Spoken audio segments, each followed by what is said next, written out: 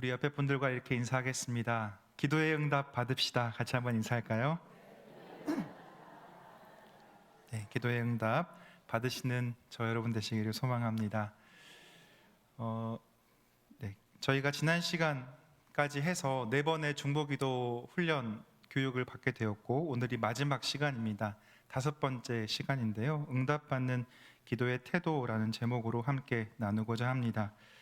지난 시간에 저희가 살펴본 것처럼 베드로 사도가 옥에 갇혀 있을 때 낙심과 절망의 옥문을 여는 것이 바로 기도였다고, 교회의 기도였다고 배웠습니다.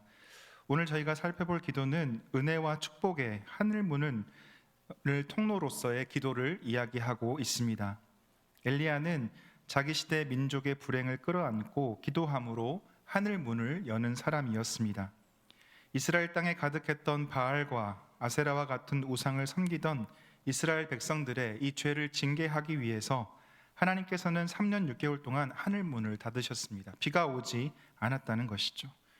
그러나 엘리야가 하나님께 기도하기 시작했을 때 하나님께서는 하늘에 비를 주시고 땅은 열매를 맺었습니다. 이런 응답의 기적을 받은 엘리야의 기도, 이 기도의 비밀, 여러분 궁금하지 않으십니까? 궁금하시죠? 네. 엘리야 선지자가 뛰어난 사람이었기 때문에 하나님께서 응답하셨을까요? 아닙니다. 그렇지가 않습니다. 야고보 사도는 야고보서 5장 17절에 이렇게 우리에게 말하고 있습니다.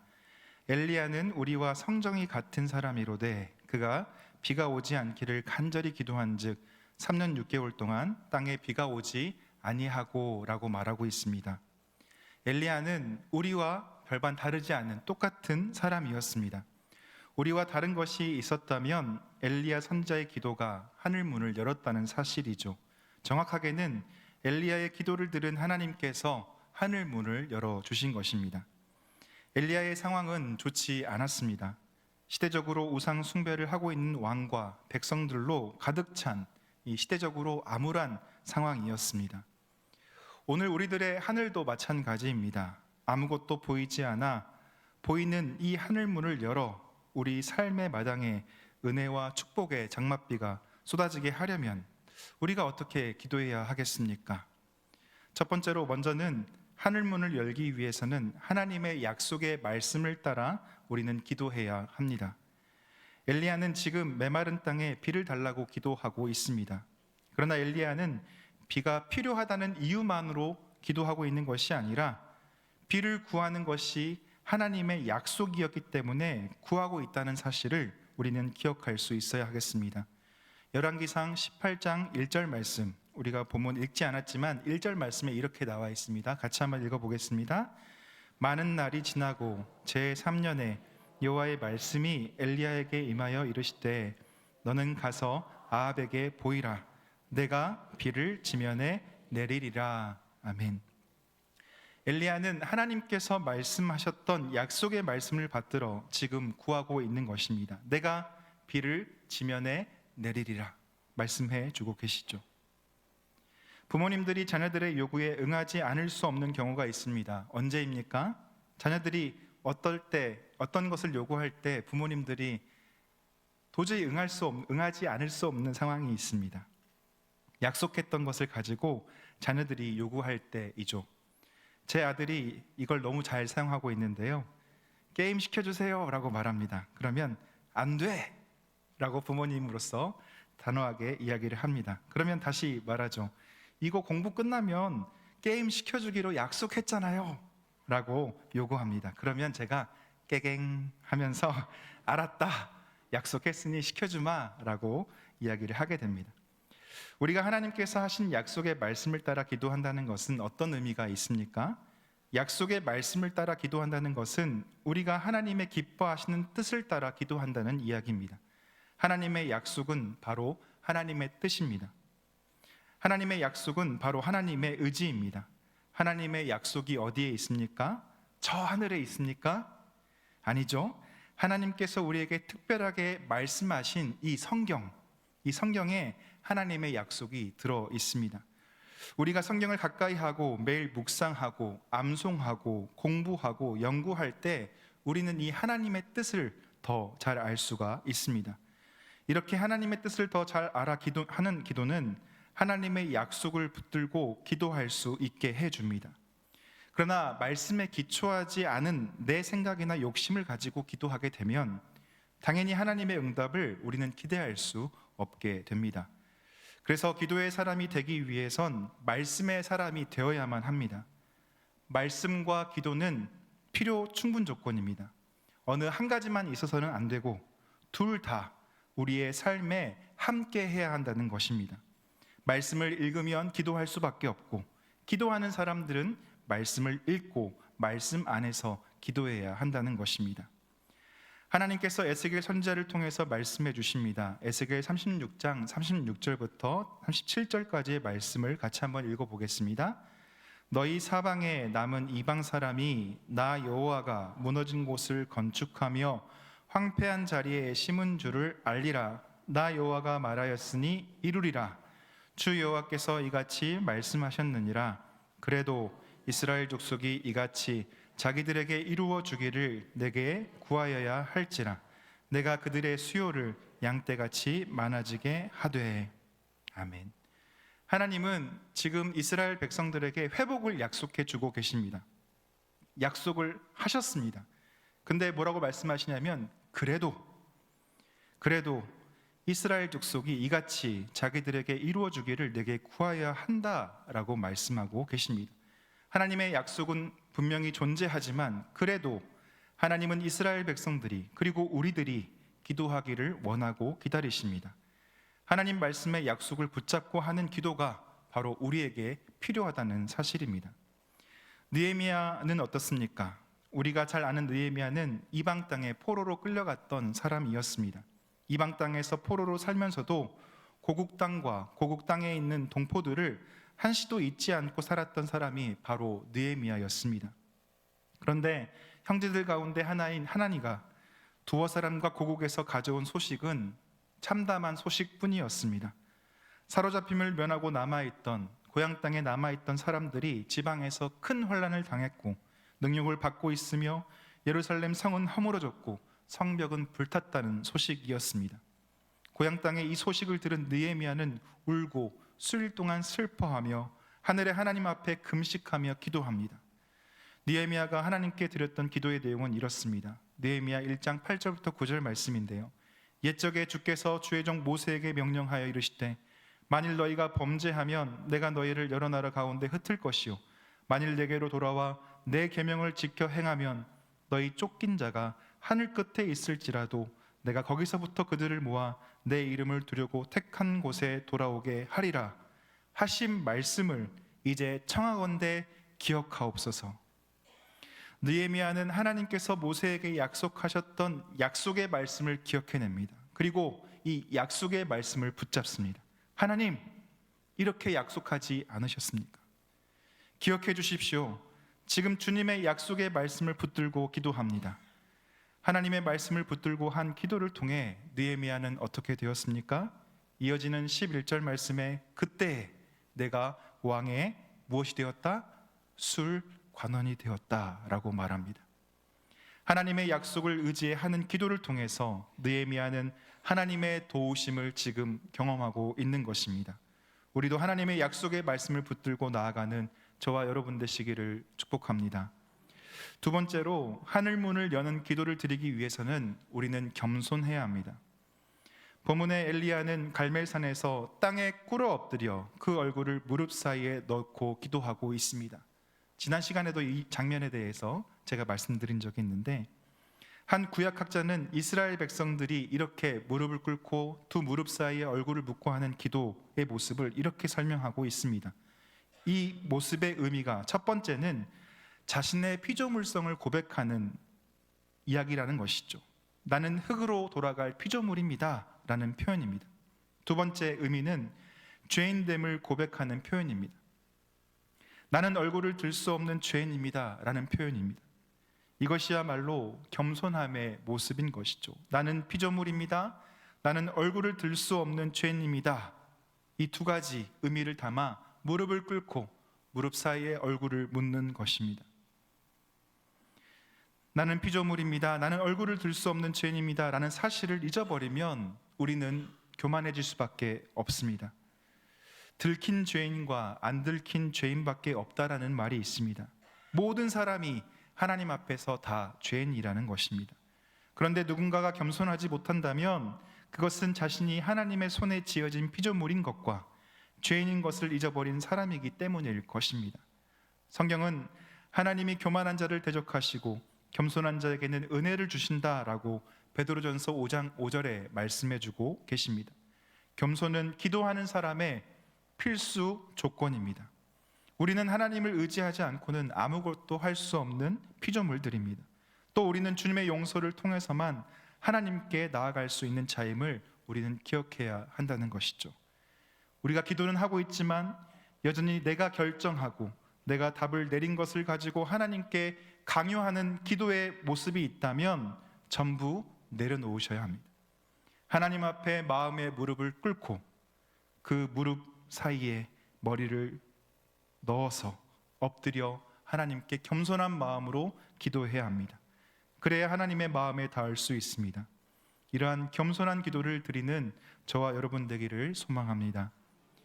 세 번째로 하늘 문을 여는 기도를 드리기 위해서는 우리는 기대하면서 기도해야 합니다.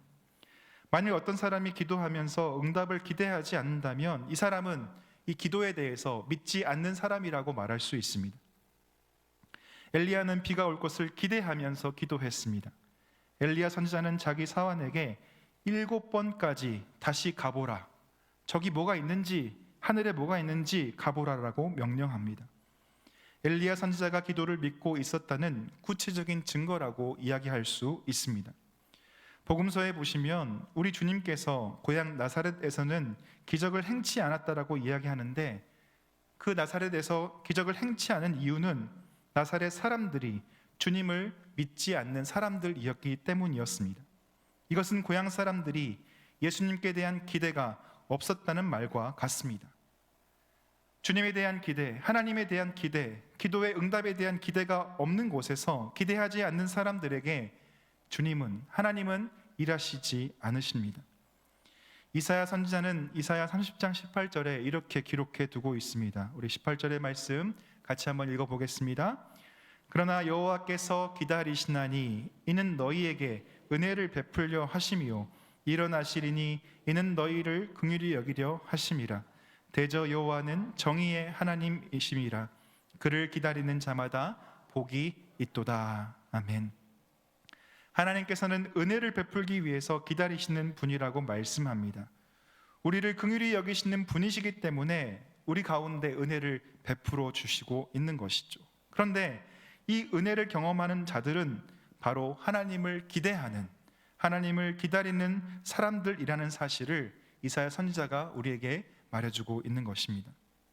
마가복음 5장에 보시면 12해를 혈루병으로 고생한 여인의 이야기가 나옵니다.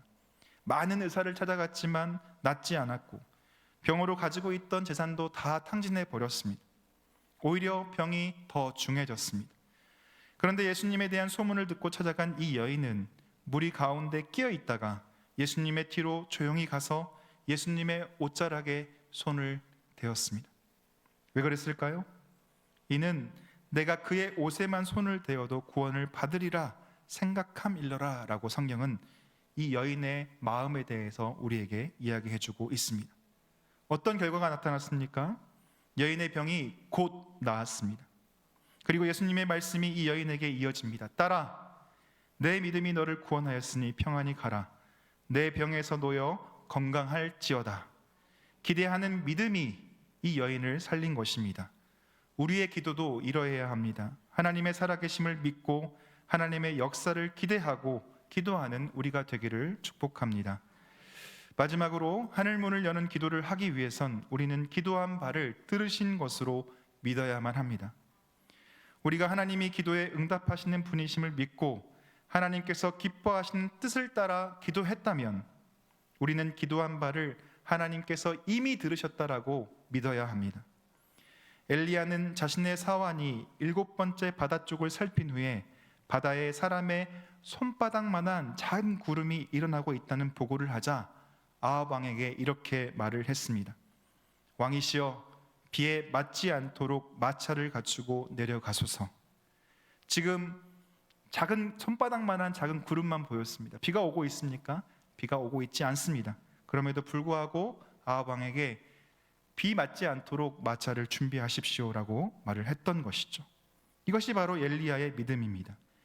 엘리야 선지자는 하나님이 이미 그의 기도를 들으신 것으로 믿고 있는 것입니다. 마가복음 11장 24절에서도 예수님께서도 그러므로 내가 너희에게 말하노니 무엇이든지 기도하고 구하는 것은 받은 줄로 믿으라. 그리하면 너희에게 그대로 되리라 라고 가르치셨습니다.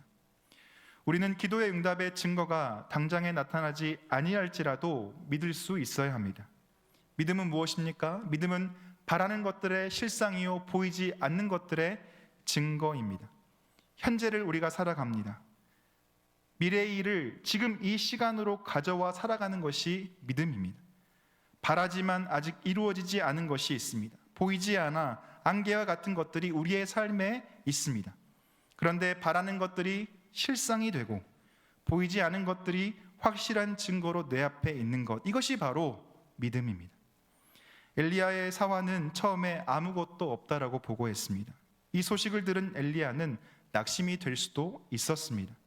하지만 엘리야는 믿음을 포기하지 않았습니다. 7번까지 다시 가라. 하나님께서 말씀으로 약속해 주셨고 반드시 응답하실 것이다 라는 믿음이 엘리야 선자의 고백에 나와 있습니다. 예수님은 마가복음 11장 24절에 이렇게 말씀하십니다. 24절 말씀, 그러므로 내가 너희에게 말하노니 무엇이든지 기도하고 구하는 것은 받은 줄로 믿으라. 그리하면 너희에게 그대로 되리라. 또 야고보서 1장 6절부터 8절 말씀도 우리에게 믿음을 가지라라고 말하고 있습니다. 같이 한번 읽어보겠습니다. 오직 믿음으로 구하고 조금도 의심하지 말라. 의심하는 자는 마치 바람에 밀려 요동하는 바다 물결 같으니 이런 사람은 무엇이든지 주께 얻기를 생각하지 말라. 두 마음을 품어 모든 일에 정함이 없는 자로다. 기도하고 기도의 제목을 이루실 하나님을 신뢰하는 것보다 중요한 것은 없습니다. 우리가 얼마나 믿음 없는 기도를 드리고 있는지를 한번 돌아볼 수 있었으면 좋겠습니다.